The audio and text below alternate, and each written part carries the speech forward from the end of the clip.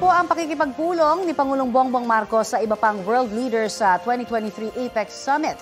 Ilan po sa mga tinalakay ang issue sa klima at enerhiya. At mula po sa San Francisco, California, may ulat on the spot si Mariz Umali. Mariz?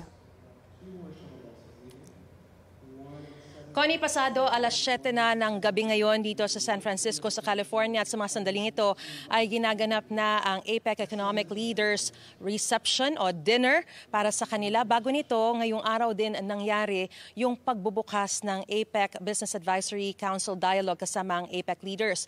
Kaugnay naman, Connie, dun sa usapin kung natuloy na ba o matutuloy pa yung pag-uusap o yung pagpupulong ni Pangulong Bongbong Marcos at ni Chinese President Xi Jinping na una nang sinabi ni Pangulong Marcos na dapat ay ngayong araw magaganap ay sinabi sa atin ni Ambassador or the Philippine Ambassador to the US na si Babe Romualdez na posibleng bukas na ito mangyari. Nung tinanong natin kung ano ba ang dahilan, bakit hindi ito natuloy ngayon, wala pang detalyeng maibigay sa atin. Pero nang tanungin natin kung matutuloy pa ba, ang sagot niya ay they are very confident. Kumpiyansa silang matutuloy ito. At tungkol sana sa tensyon pa rin sa West Philippine Sea at kung paano pahuhupain ang tensyon dito ang sentro ng magiging pag-uusap ng dalawang leader. Narito ang aking report. Ito na ang ikalimang beses na nagkausap sina Pangulong Bongbong Marcos at US Vice President Kamala Harris. At hindi pa rin nawala sa agenda ang West Philippine Sea. We had a meeting with Vice President Kamala Harris before the beginning of the APEC conference. And we just generally chatted about she was very interested to know what our assessment was on the situation in the West Philippine Sea.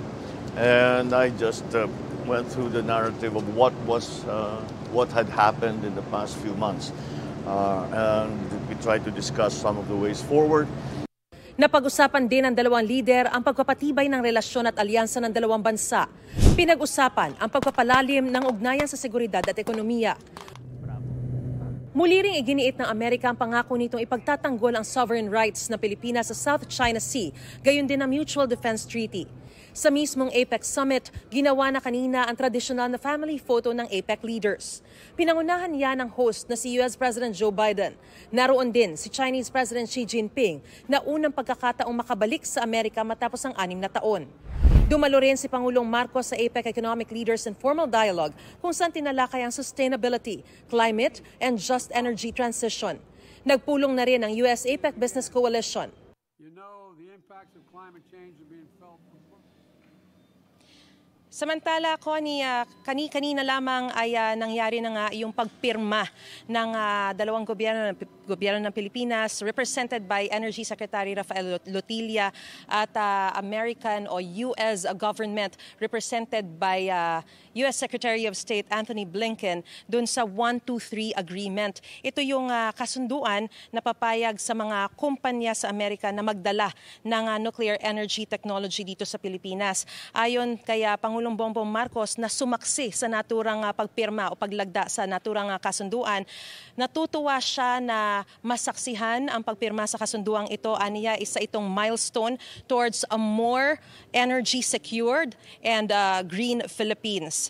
Bukas naman may mga nakatakdaring pulong na dadaluhan si Pangulong Marcos, kabilang narito ang kanyang pagpupulong kasama si Elon Musk at ang mga TikTok officials. So yan muna ang latest na sitwasyon dito pa rin sa San Francisco, California. Balik sa inyo, Connie and Rafi. Maraming salamat, Mariz Umali. Mga kapuso, para sa mga maiinit na balita, mag-subscribe sa GMA Integrated News sa YouTube. Sa mga kapuso abroad, subaybayan niyo po kami sa GMA Pinoy TV at sa www.gmanews.tv.